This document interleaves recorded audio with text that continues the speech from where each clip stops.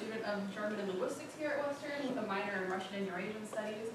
And before I start, I just want to make a note that this original essay was actually written in German, so if I start speaking German at any point, just go with it. Okay, so what is areal linguistics? Areal linguistics is concerned with studying changes in languages caused by interaction with other languages. This can have things to do with structural features such as syntax and morphology being borrowed, or also lexical borrowing, which is when a word is borrowed from one language into another target language. For about 200 years or so after the advent of linguistics, this borrowing, this areal influence, was regarded as the worthless chaff besides the valuable grain. It wasn't important, it was superfluous, while genealogical evolution and how a language develops from a mother language to a daughter language was the main focus. However, in the last few decades, it's become obvious that this is very important to studying the history of any language, and it's finally getting the scholarly attention it deserves. In this slide, I have a picture of the Balkan Sprachbund. A Sprachbund, or linguistic area, is an example of a place where there's been a lot of interaction and a lot of influence on languages that might not be descended from a common ancestor. And these areas are super important to tell us what can be borrowed and what can't be borrowed. In short, anything can be borrowed. You just have to have imagination. So, for my project, I moved far away from the well-known Sprachbunds of southeastern Europe up into northern Eurasia, specifically with the Uralic language family. Today, Hungarian down here and Finnish are usually regarded as the most famous of Uralic languages, and sometimes the only Uralic languages. However, the family actually stretches from Scandinavia all the way to eastern Siberia and encompasses more than 30 unique languages. These languages are notable for their highly agglutinative syntax, meaning they have lots of suffixes, and they also have very extensive case systems, ranging from 6 to 26 cases depending on the language. Now, my personal project focused on Estonian, which is spoken here in Estonia by about 1.3 million people.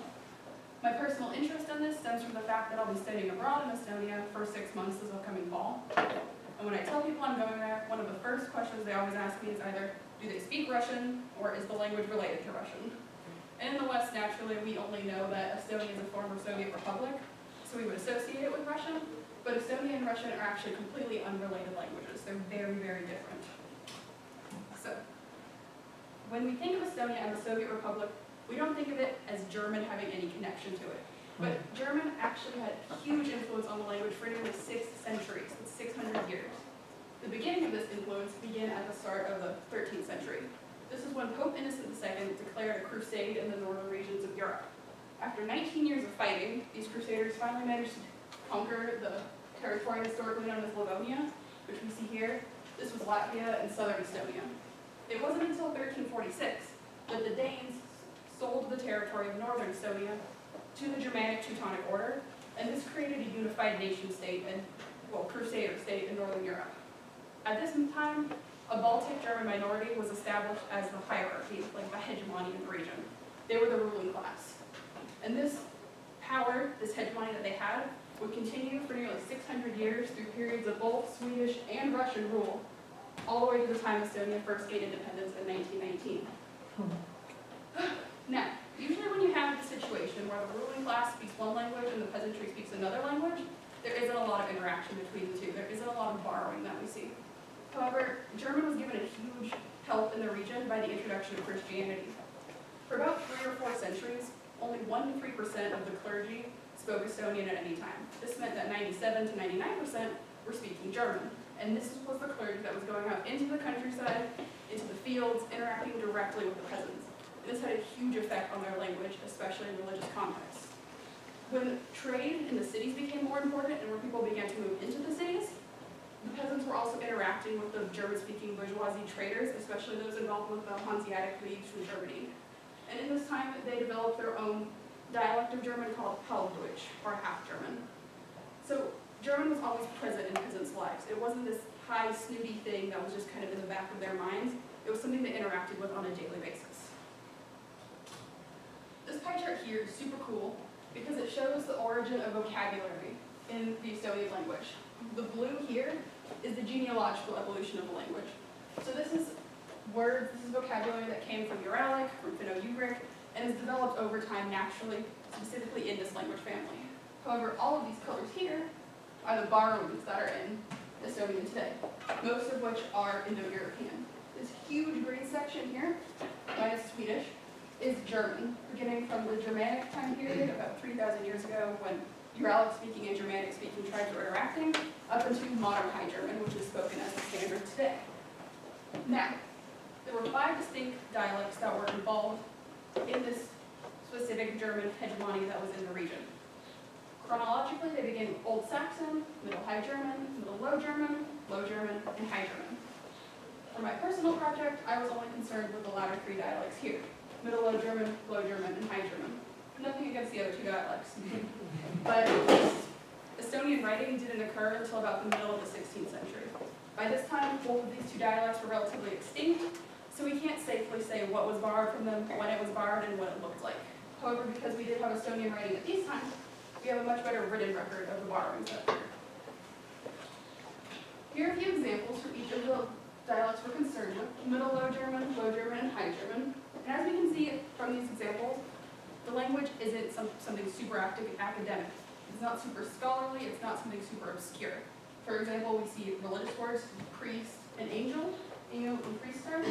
We see common things such as potato. Maybe someone was a sailor and they would have used the German word, or they needed to see a doctor. Thus, this vocabulary was used on an everyday basis by the Estonian peasantry. We can also see, because German and Estonian are both written rather phonetically, that there wasn't a lot of phonological accommodation going from one language to another. Phonological accommodation occurs when the target language that's taking a word from another language doesn't have the same sounds, or it doesn't have the same phonotactics, or it doesn't allow the same syllable structure. In this instance, sounds will be changed, sounds will be dropped, sounds will be added, and so forth. One example of this that we see extensively in the German borrowings into Estonian is replacement of the German palatal voiceless fricative. I've spoken German for 6 years, and I still cannot make this sound, I will be honest. No matter which dialect words were borrowed from, they followed the same patterns of replacement when it came to Estonian. Thus, if the palatal fricative came from Old Saxon, it would be replaced in the same way it would if it came from High German. These replacements had to do with the phonological environment of where they were in the words. So, if this language came after a vowel, as we see here in the German word Leuchter, which means candelabra, it would become a P sound. So Leuchter became Luther in Estonian.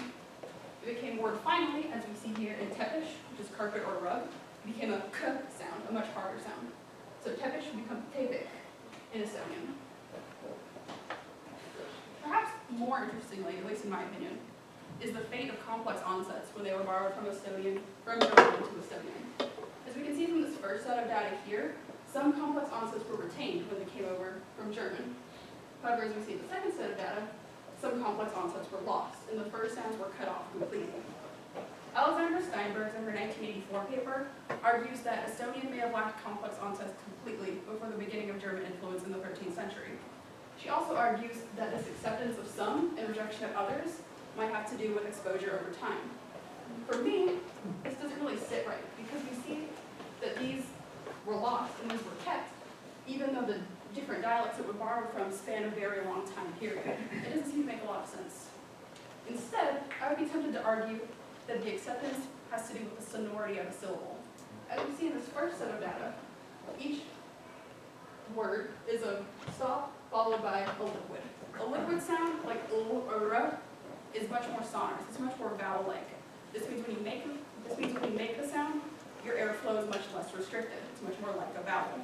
Thus, these are way easier to pronounce than these down here because they follow the natural sonority of a syllable.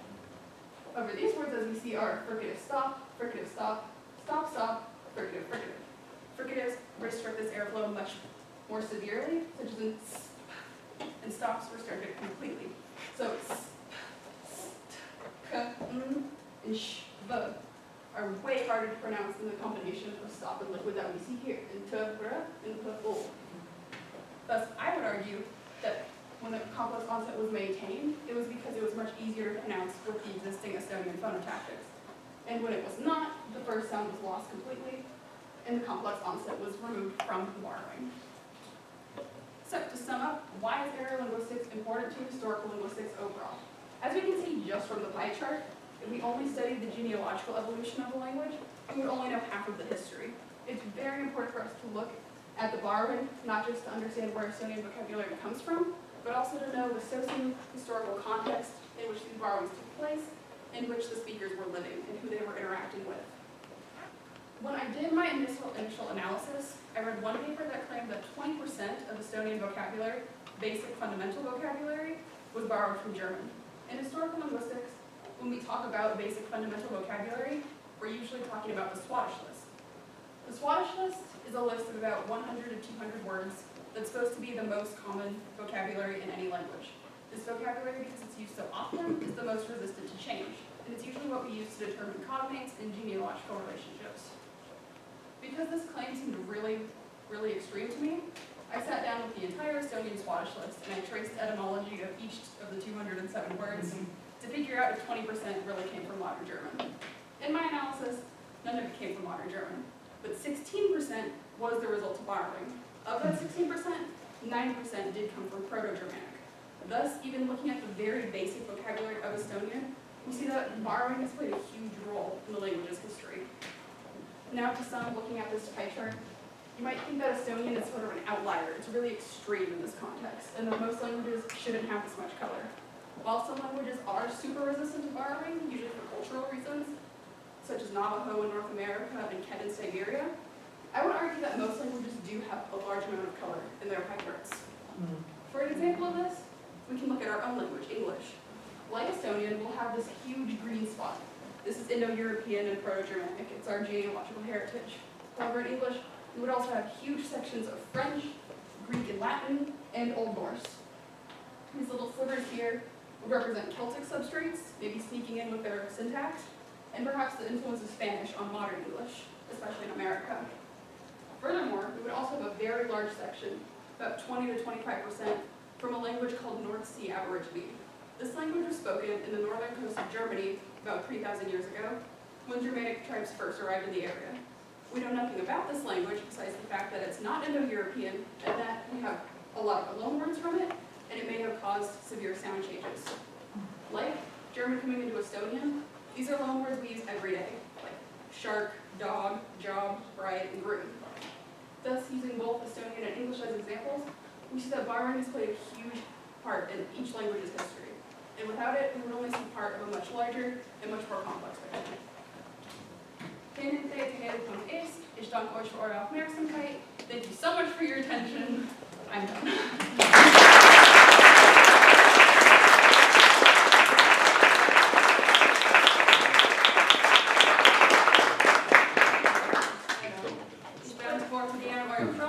Any questions? I just have a comment. Could you go back to the sonority?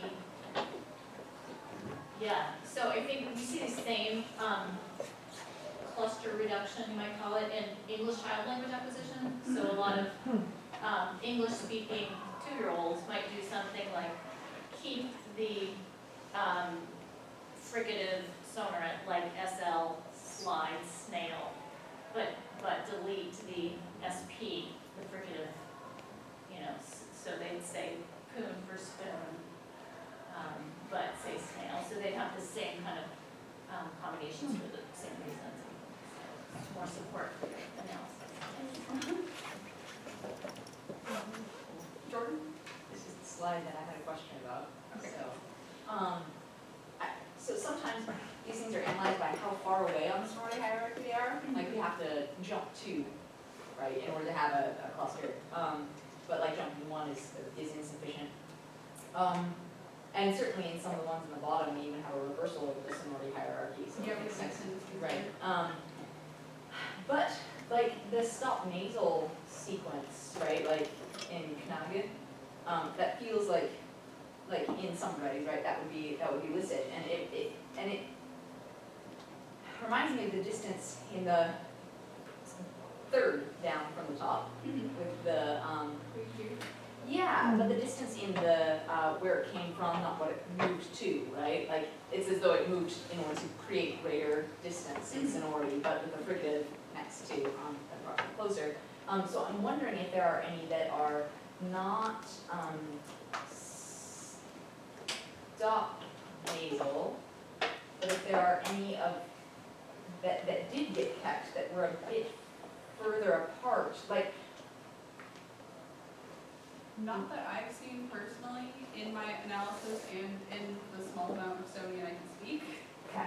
But I think the stop nasal combination here is because a nasal is sometimes considered a plosive. It's also a full obstruction of airflow. I think that's the reason it was lost. It was more of the obstruction that was of concern to Estonians and not the nasality of it. But, and here when we see the V plus the R, this is in German, and the V underwent a sound change here that made it into a stop. So it was further partition of the sound that helped distance them more, at least in my opinion. I'm interested in the final geminates here, the double Ks that you have. I'm assuming that is that orthography here on this slide, or Yes. are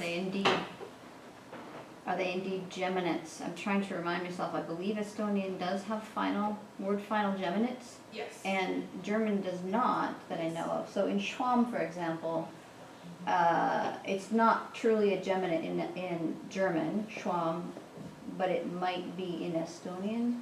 I believe it is. I can't say for sure. I do not speak the language with any competence. Okay. So. It would be interesting if in borrowing, what were the cases in which it truly became a geminate consonant in Estonian? In historical linguistics, in our textbook, it did go over a few instances in which Estonian had later sound changes that caused things to geminate, especially word finally. So I think it's more of an effect that the word was borrowed and later it underwent this further sound change. Well, that was language-wide.